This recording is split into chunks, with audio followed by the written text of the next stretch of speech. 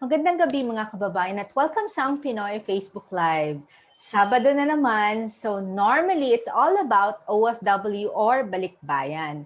At ngayong gabi, tuwang-tuwa ako kasi bumalik na!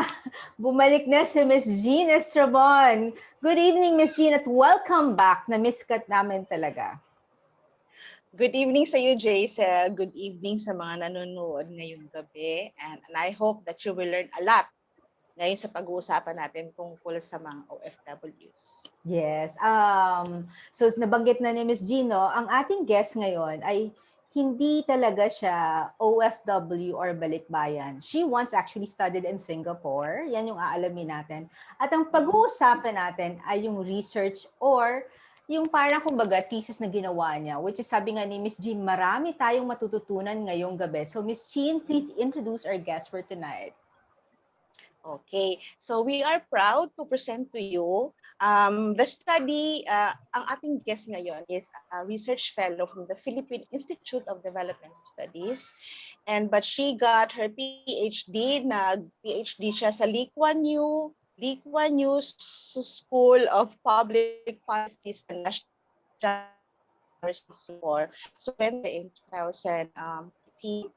And I think it was 2 years ago or last year yata na natapos kanyang pag-aaral at ngayon siya ay isang ganap na doctor, doctor in philosophy. So may PhD siya. So let's all welcome Dr. Aubrey Tabuga. Hi, Aubrey. Hello, thank you very much. Good evening, everyone. Thank you, Ate Jean. Thank you, Ms. Giselle. Good evening, and I want to say thank you for saying yes to Miss Jean. Mga kababayan, magkasama po sila before. Miss Jean mentioned the organization kung saan connected si Dr. Aubrey, and they also met in Singapore. So, kwento muna natin sila, Miss Jean, kung paano ba? Paano kayo nag-meet ulit sa Singapore at paano kayo naging magka-opisina? Simulan ko tapos tatapusin, susundan ni Aubrey. So I was nagtatrabaho na ako sa Singapore noon, ilang years na rin, and then nagsabi si Dr. Aubrey Tabuga na she will be studying sa NUS. And then 2013 nag-arrive siya to take up her 4 years na study, and from there, Aubrey, tuloy mo. Okay, so sila Ate Jenna, Miss Jean, and other friends sa Singapore, they helped me adjust, kumbaga, dun sa place. And kapag may kailangan ako support, they're very supportive sa akin. And then sa Singapore, I stayed there for, I think, 2.5 years. And then I came back here kasi I needed to collect data for my dissertation. And then dito ko na rin tinapos yung aking PhD dissertation. Pero before ako natapos kasi, I got pregnant. I wasn't able to go back to Singapore na. But NUS was very kind to let me do my study off-site, kumbaga. So nung natapos ako, I think that was in 2018, but I finished my dissertation, if I'm not mistaken, parang 2017. So there's this, of course, external review process ng dissertation. So natapos ako ng August 2018. 2018. So, okay, 2.5 years ka na palang ngayon, doctor. Thank you. Ang galing-galing. Congratulations talaga. Nung nasa Singapore si Aubrey, we call her Ao.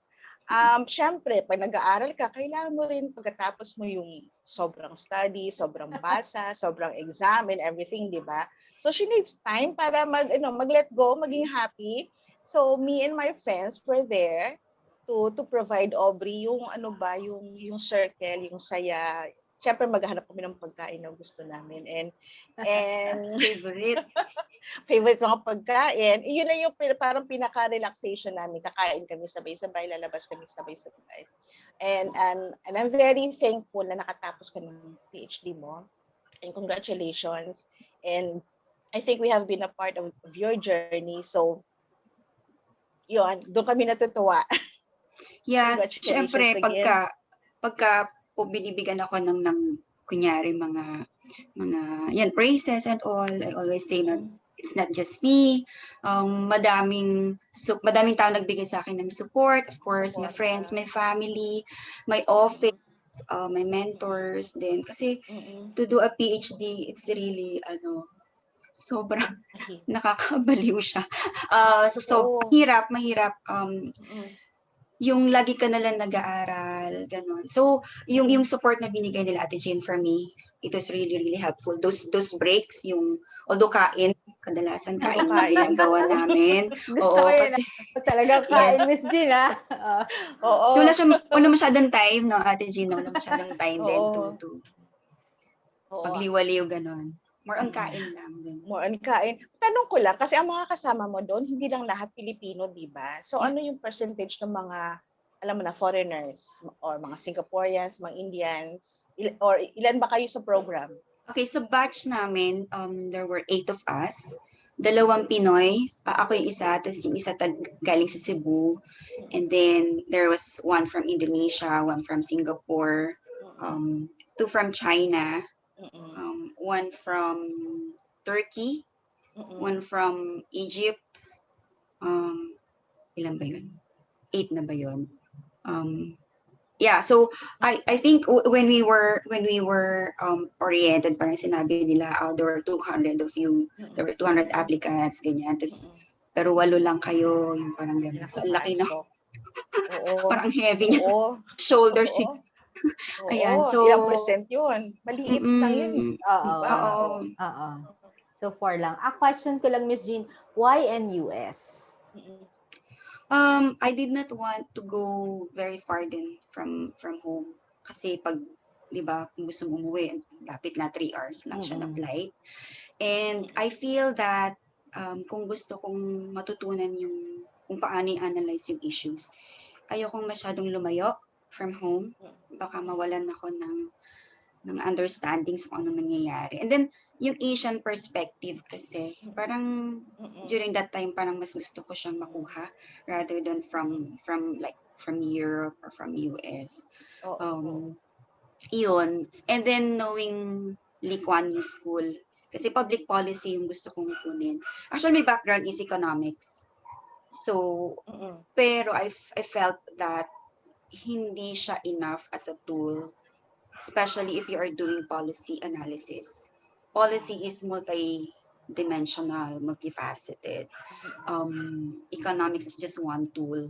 I have to augment it with others. So, yun, I feel that NUS, Lee Kuan Yew School of Public Policy, mas siya, yung orientation niya multidimensional. And true enough na pagdating ko doon, although I had masters in public policy, by the way, National Graduate Institute for Policy Studies sa Japan, more on economics pa rin yung orientation doon eh. Pagdating ko sa Lee Kuan Yew, talagang nag-broaden na siya, nagkaroon na ng IR, yung international relations, nagkaroon na ng aspects ng public policy formulation talaga.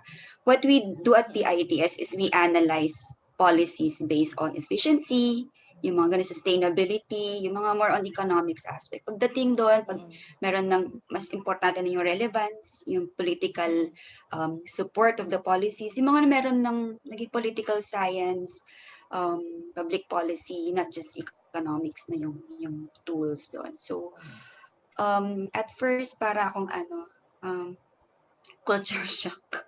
Ba? Kasi hindi ko nagamit before yung mga tools na ginagamit nila.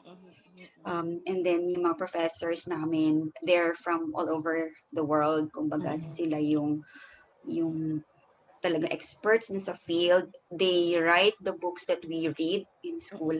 So kumbaga yung expectation sa amin very high. And then you have a setup na 8 lang kayo, di ba? Tapos may nagle-lecture, hindi pwedeng hindi ka magsalita all the time. Talaga, anuhin nila yung utak mo, yung ikaw anong masasabi mo, hindi ka pwedeng nandun sa gilid, kagaya ng kapag lang. Hindi pwede. So, you bawal have pala yung takot magsalit. Oo. So very intimate yung pag sa lectures niyo, intimate. So parang pag nagsalita talaga siya, talaga makikinig ka and you have to participate. Yes, and you're around the table lang. Tapos nandun lang kayo. Tapos, how about you? Gaganon ka. How about you? What can you say? Ganon siya. So, hindi mo pwedeng mapas. hindi pwedeng ganon. Kasi mahalata ito. Ikaw, hindi ka pa nagsasalita. So, they really Mm-mm. Yes, Yes, Aubrey, please. tatanong ko lang kasi yung mga manonood natin, magtatanong sila, ano ba yung policy, public policy? Ano ba yung composition nun? When you say public policy, ano pakialam namin doon? Pag kaming mga common tao, ano pakialam namin doon? Nako, So, can you describe yung public policy na maintindihan ng isang common tao like Common me? tao. public policy po ay mga actions or programs or decisions ng government. Even yung hindi nila hindi nila pinapakailaman isang bagay, that's a policy. You know, the absence of a policy sa policy. Ganun siya. So anong action nila or lack of action, that's the kumbaga policy. Yung it encompasses yung regulation, yung ano pa ba, yung binibigay ng government ng mga directives, lahat yun, how do you manage a thing. It's a policy, parang very broad siya, hindi lang siya yung mga laws natin, pati yung creating law. So yun yung policy, madami siya.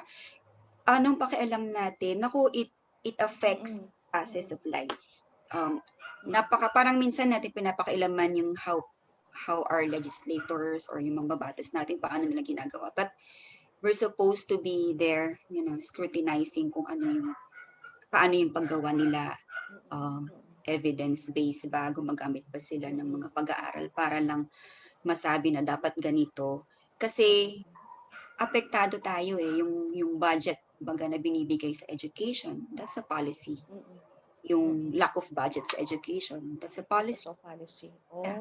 So, Okay. kung ano yung percentages na nilagay dyan, kunyari ang concern sa magsasaka, ito yung budget na binigay ng government para sa proyekto na makakapag-benefit ka. Yung policy yun, may pakialam ka doon kasi ikaw yung at the receiving end. So, madami tayo, lahat tayo apektado ng mga polisiya. Saan nilalagay yung kalsada? Policy po yun. So, kung wala ka pa rin maayos na kalsada, magtanong ka na po dun sa ating mga mababatas, bakit wala pa. Yung kung hindi ka binigyan or binigyan ka ng SAP, policy po yun kasi dinidetermine kung paano ina-assign yung SAP. So, lahat po yun policy. Nagawa ng national, local, mga government agencies, yung the way, kunyari isang like DepEd or DOH, ano yung way ng gawain nila, that's a policy. Ano yung binibigyan lang serbisyo, policy din po yun. So lahat po tayo affected. Kailangan nating makialam sa kung ano man yung policy na ginagawa. Lahat ng Pinoy, lahat tayo. Yes. Malinaw yung malinaw. Pwede tayong magreklamo, di ba, na why is this ganun pa rin or bakit pinago? So may karapatan tayo magtanong, di ba? At may karapatan, may duty din po tayong mag-contribute. Yun. Okay. Kasi minsan ang tao, si government lang po yung iniisip. Pero kapag sabi sa'yo, pumoto ka, hindi ka naman bumuboto. Or maki-participate ka, di ka naman pumupunta. Or tatanungin ka ng opinion mo, di ka naman nagsasabi. Yung ganun. Or yun lang, yung kumbaga is pakiki-participate sa society. Part po lahat yun ng kumbaga is duty rin natin. Kasi it also affects the government's ability din eh. Kumbaga, yung kapag nag-air tayo na opinion natin, lalo na yung mga skilled, yung mga experts, kailangan nakikipagtulungan sa government. Para mas... So tulad yan sa mga ginagawa nyo na studies, pag tinatanong nyo kami, pag nag-FGD kayo with us, yung focus group discussions, so ibig sabihin, may ambag na rin kami kahit paano. Kasi narinig nyo yung side namin. Yung surveys po, pupunta magsa-survey, kakatok sa inyo si PSA, tapos pagtataguan, ay hindi po yun. Parang hindi kayo nagko-contribute pag gano'n. So may duty tayo. Ayun. Pati yung simpleng census, no? Oo. Kasi kung sabi mo nga anything na po pwedeng ibalik, I guess yung mga kababayan, huwag niyo pong pagtaguan yung pumupunta sa inyo sa census, ha? Oo, pag nagtanong, sagutin. And to the yung maging honest sa pagsagot, di ba? Tama yun.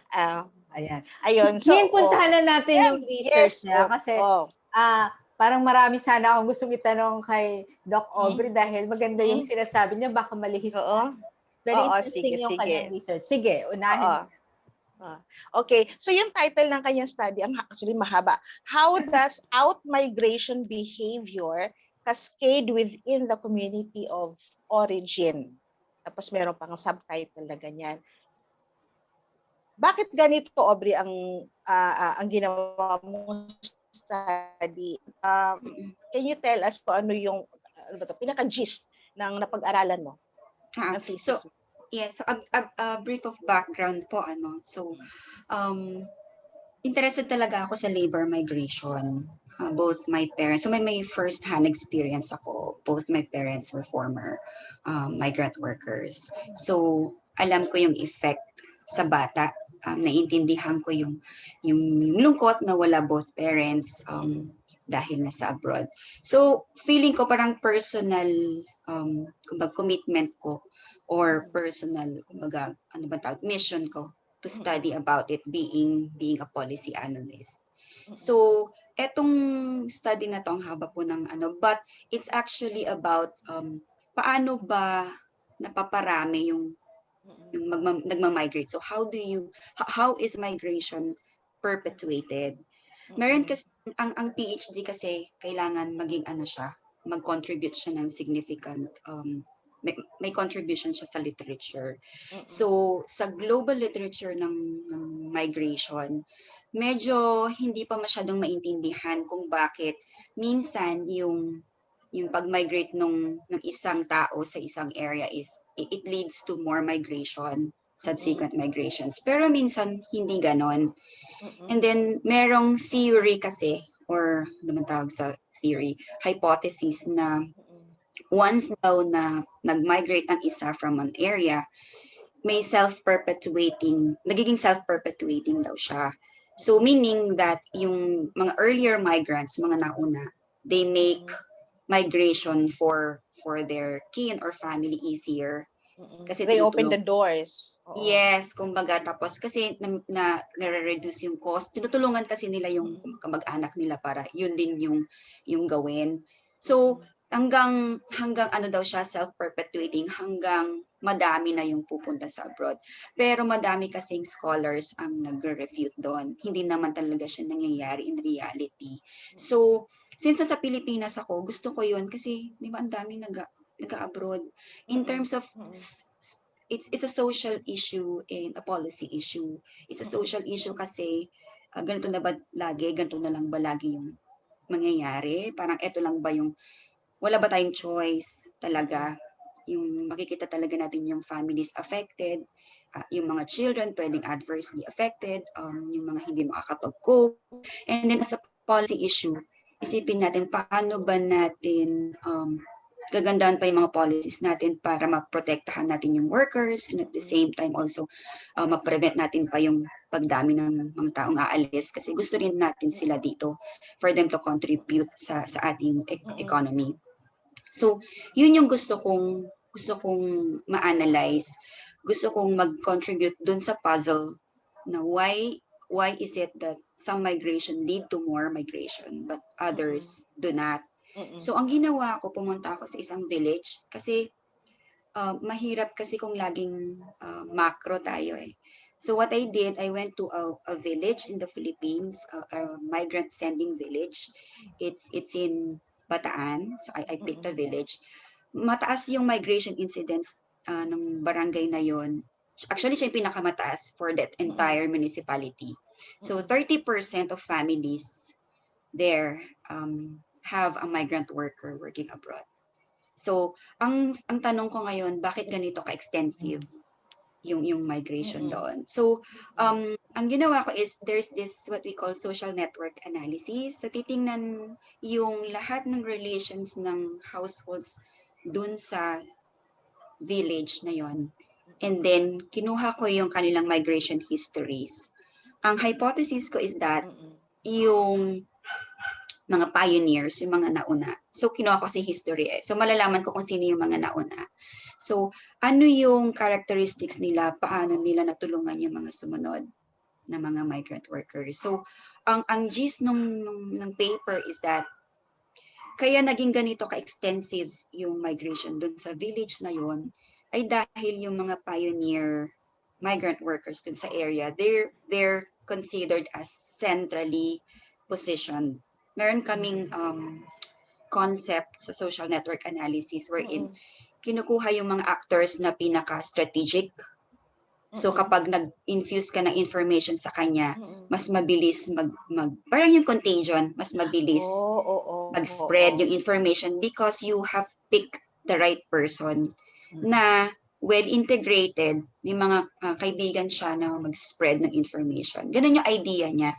So I found out that yung mga pioneers doon, yung mga pioneers, when I say pioneers, yung mga nagpunta ng Saudi ng mga 1970s.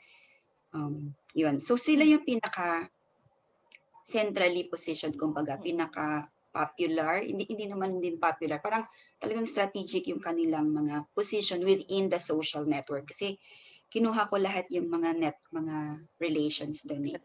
Oo. At the same time, I also found that yung mga pioneers na yon, hindi sila concentrated sa a few families lang.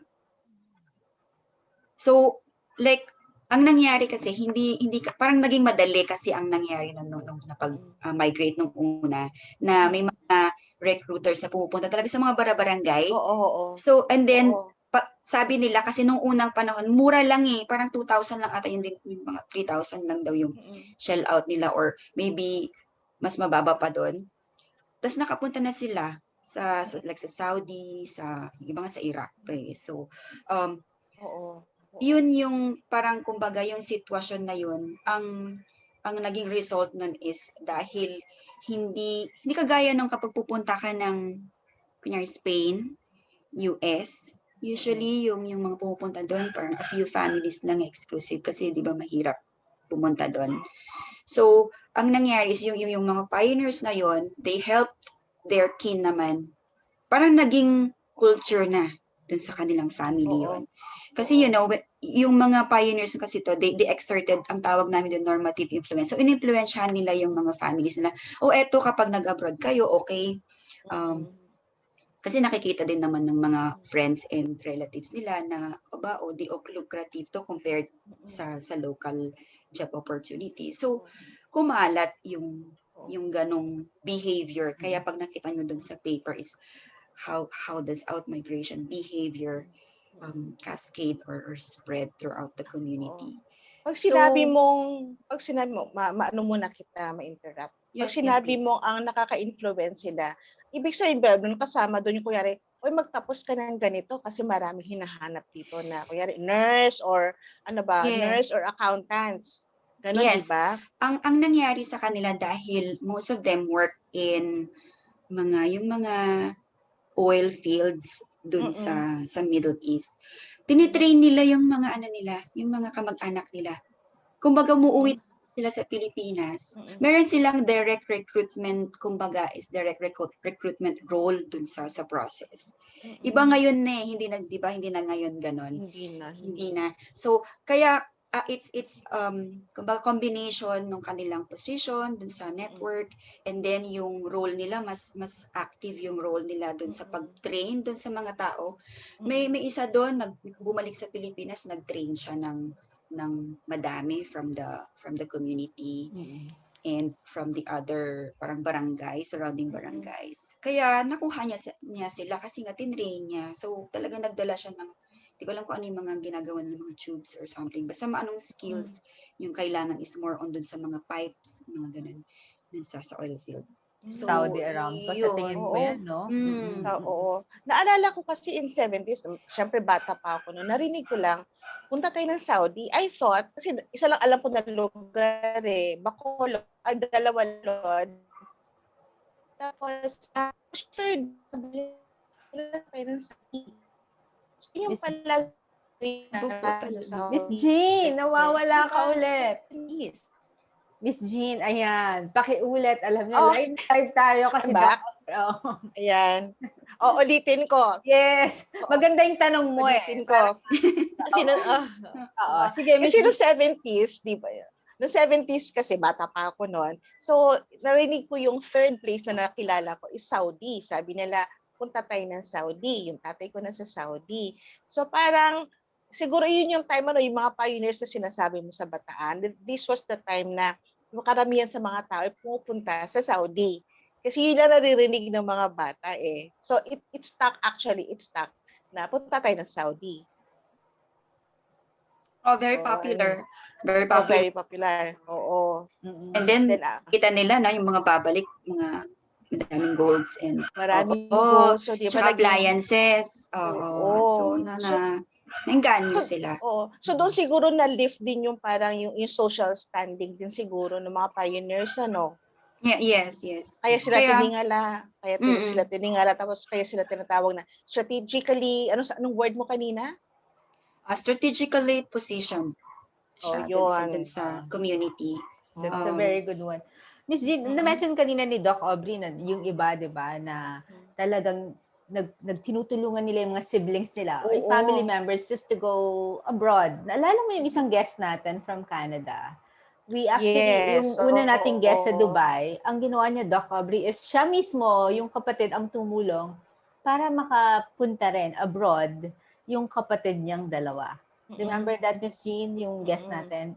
Yes, oo. Karamihan, ma'am, ganyan.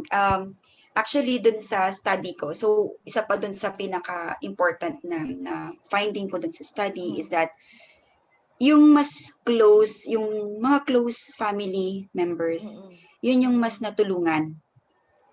So sa ano kasi, sa literature, meron, if you're familiar with Granovetter's The Strength of Weak Ties. Hindi pa. So, ang sinasabi ni Google Granovetter natin. is, ano daw, mas nakakapag-learn ka ng new opportunities kapag marami kang mga acquaintances, nakikipag-associate ka sa iba. Kumbaga, you're going out of your comfort zone. Yun yung sinasabi. Kasi from weaker links or from these kind of acquaintances, dun ka nakakapag-learn ng novel information or bagong information that can help you in your work, in your career, ganyan. So, yun yung sinasabi nilang strength of weak ties. So, sa study ko, parang na-test din siya. Like, saan nakakakuha ng mga tao ng information about overseas jobs? Sa mga kakilala lang ba or sa mga closer family members? So, mas ang magandang finding dito is that sa context pala ng migration sa atin, mas importante yung close family ties, lalo na ng information na swak sa iyo eh. Alam kasi nung closer family members mo yung skills mo, yung needs mo. So parang kuha sila ng information na relevant sa needs mo. So parang magandang masabi na ito yung evidence na that can enrich yung theory nga ng ni Granovetter na iba pala yung context kapag sa Pilipinas at international migration yung that's the topic. Kumbaga, so ang maganda kasi sa scholarship or sa literature, yung kung ano ba yung ginagawa namin na researchers, usually parang ang kumbaga debate, when you contribute to the literature, parang ganun eh. Yung argument, usap ka sa ibang arguments, ganun kasi yung kaya yung pag-aaral ko, kaya din tinanggap siguro sa International Migration na Journal kasi siya eh, yun yung kumbaga may argument na ganun. Yung tinry kong sagutin yung matagal nang hindi nasasagot. Not entirely, oo. Kasi yan eh, kumbaga parang siya, yung building blocks ng knowledge. You just try to contribute kung ano yung ginawa ng iba. And eto bang context na to, it applies dun sa theory ni ganito, yung mga ganun. So ganun siya. Ayun kasi, enlighten natin yung mga tao. Kasi pag gumagawa ka ng research, kailangan natin ng related literature. Yun yung mga studies na nagawa na before. Tapos, i-connect natin sa study natin ngayon para makabuild ulit yung mga tao in the future kung ano yung kulang, gagawin nila. So, we're building, literature na pwedeng magamit ng mga future researchers. So, yun yung kabutihan. So, we always do that, related literature. And Yan. to make sure na may dinadagdag ka dun sa Na literature. dinadagdag ka, oo. Oo. So we expect na yung study mo is makakadagdag sa literature in the future sa mga tao Hopefully, na oo. gusto ring mag-work din sa international migration, blues out Mm-mm. migration, Mm-mm. anything on migration referring to the OFWs, di ba? Oo naman. So, yung knowledge generate nitong study ko, hindi lang siya kumbaga purely academic and purely scholarly.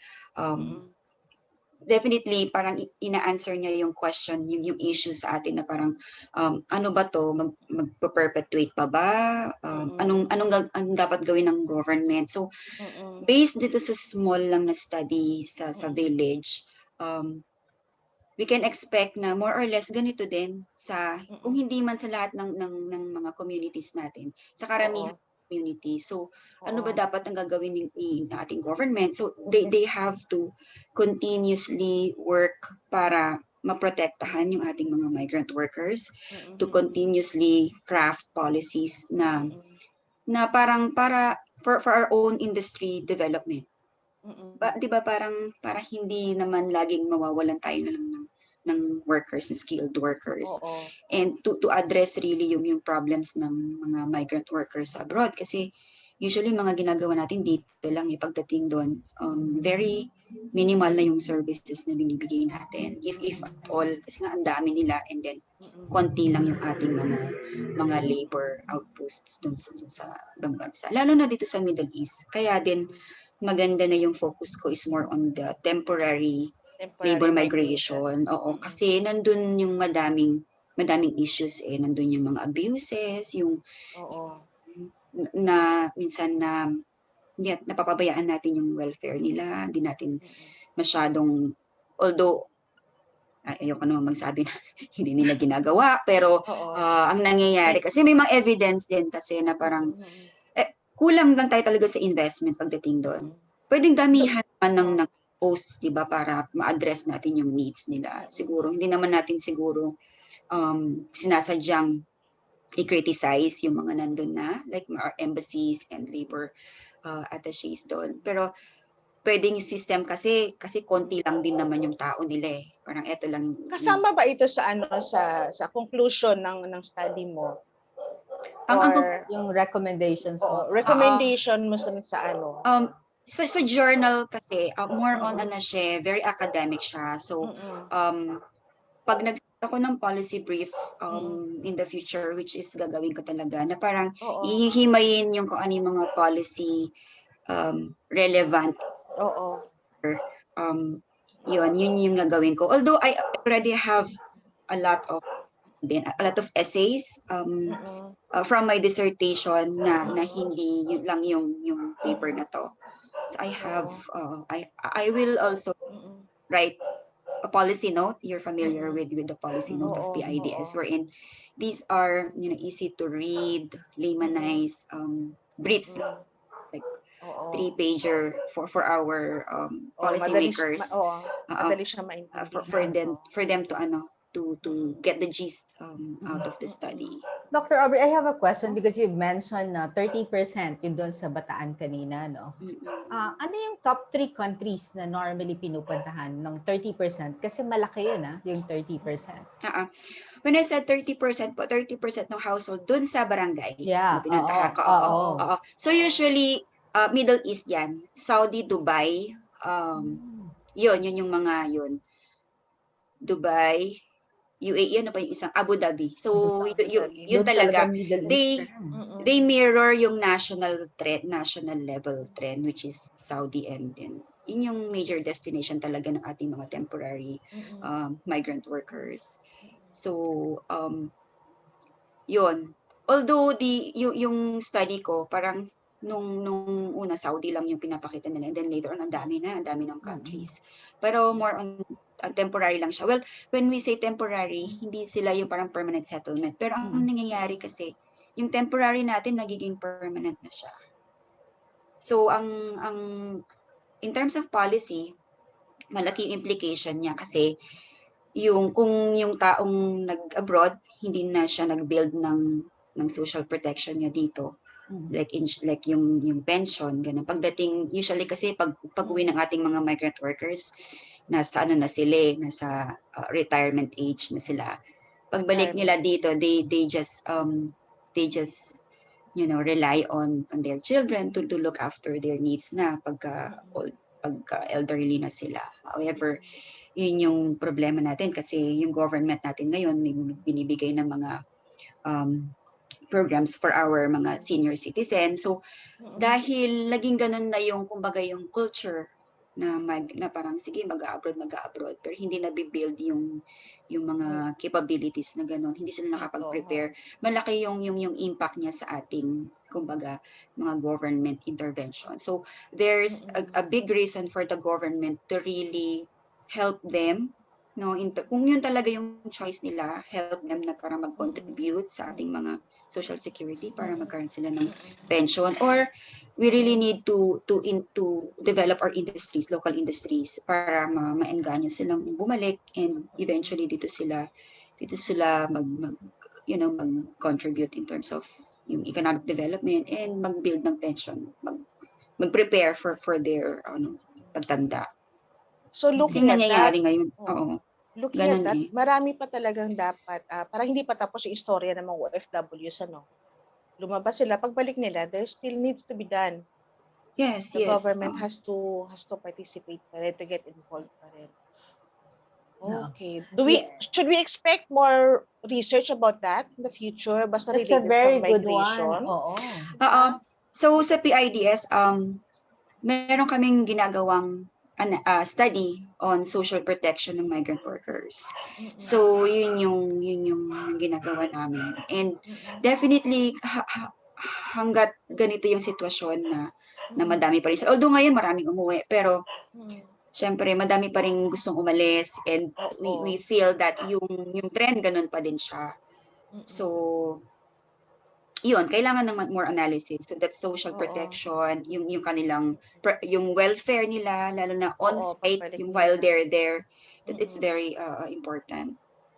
Actually, Kasi Miss Tin, sige. yeah. Maganda Naalala ko lang kasi si Edmond, di ba, sa Australia. Nababalik siya. He wants to come back. Well, actually kasama namin siya sa office. He wants to come back as soon as possible. Parang Philippines pa rin siya magre-retire.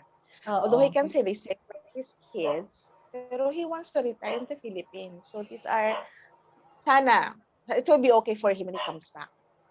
Ako naman, Miss Jean, ang point ko, yung sinabi ni Dr. Aubrey, which is actually concern ng maraming mga migrant workers na pag umuwi dito, sabi nga ni Dr. Aubrey kanina, ang nag-aalaga lang yung mga anak, napapabayaan actually.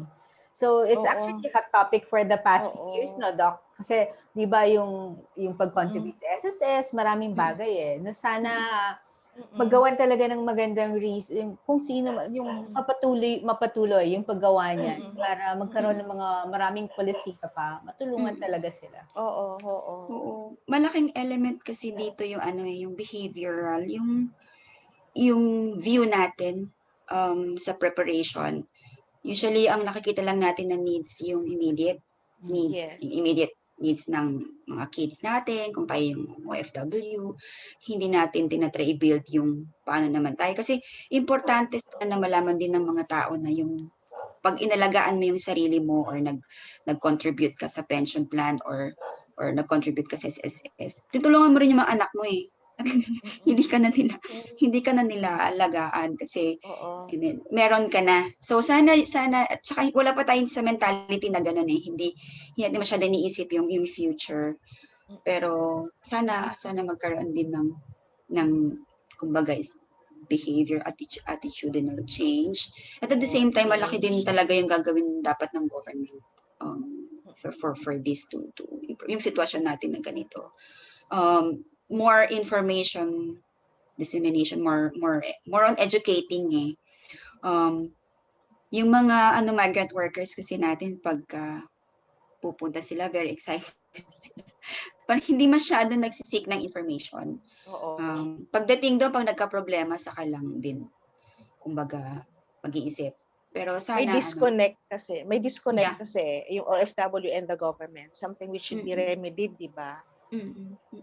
So dapat for the government, dapat mas maging innovative, creative dun sa pagbigay ng information. Ano pa bang way para ma-educate natin yung mga migrant workers, lalo na yung mga kasambahay, yung very vulnerable na mga workers or yung mga nasa construction sites ng kung saang developed country, ganun. So yun yung kasi yung mas vulnerable sa mga abuses yung isa pang ano kasi my father used to work as a heavy equipment operator. So kaya din parang yung protection nila, yung welfare ng mga maliliit na workers, sobrang yun yung gusto ko ding aralin. Si Miss Jaisal ate dyan, hindi niya alam kasi my father died while serving his contract in Saudi Arabia. So ako yung nagsumalubong sa kahon, kumbaga. So parang yung napapanood ko, normally Yeah. napapanood sa TV, oo. Yeah. So ako parang talagang sabi ko sa government, parang gusto ko sabihin na parang ang laki ng kino-contribute ng OFWs, 'di ba, dun sa ating GDP. Pero pagdating dun sa spending natin towards their welfare, parang hindi halos makita doon. So sana yun, magkaroon pa tayo ng mga programs for them, pag-protect sa kanila.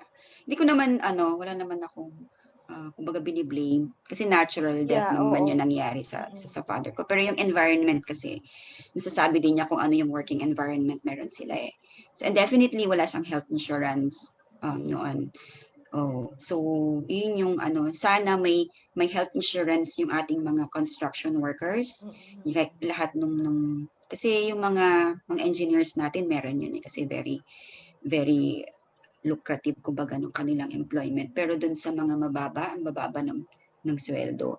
And then yung husband ko kagagaling lang ng Saudi, so he also worked as a migrant worker.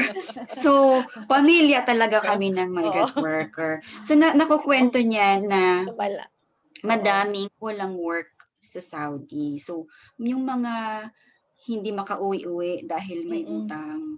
Kumbaga parang nag-ano lang daw, may place doon eh sa Riyadh where they kumbaga meet. Makikita mo, sabi niya, makikita mo yung mga nakaupo lang sa tabi, naghahanap ng work, additional work, na parang baka meron dyan pag-extrahan kasi para lang may maidagdag sa may papadala, ganun. So, nakakaantig ng damdamin. Parang,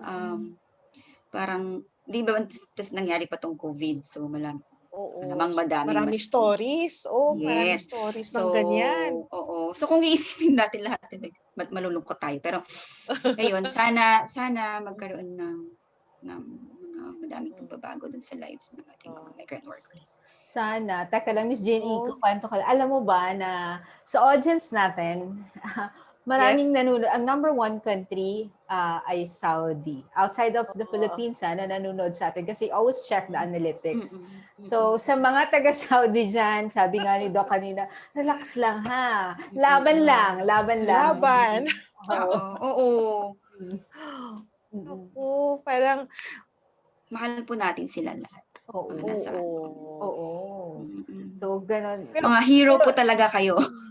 Pero despite all yung mga nangyayari sa kanila, no, yung mga sad stories nila, andun pa rin yung gusto pumunta sa labas eh, di ba? Marami pa rin. Trabaho pa rin, Kasi mas malaki yung calling nung calling na someday, somehow maayos pag sila ang lumabas. So, laban din kayo. Oo, tsaka yung iba kasi may nangyayari kasi kumbaga sa kanyang self-esteem or yung ganon, pag lumabas ka ng bansa, iba kasi nagagawa sa'yo personally. So, hindi natin sila mabablame. Pero yun, mag-ingat po kayong lahat dyan, yung mga nasa abroad. Yun lang po yung sasabi ko. Oo. Side lang. Mabuhay po kayo, mabuhay. Mabuhay talaga. True. Sabi ni Doc Aubrey, I have a classmate na nasa Doha ngayon. And she was alone there. So, nagka-COVID siya. So, ang sinasabi niya dito, napakahirap ng buhay ng isang OFW hindi niya alam kung paano siya, wala siyang kakilala, naghahanap kami ng pwedeng kumausap actually sa kanya. So, ganun kahirap. At tayong nasa Oo. Pilipinas, yung mga kababayan naman, mga kapamilya, wag masyadong gastos na.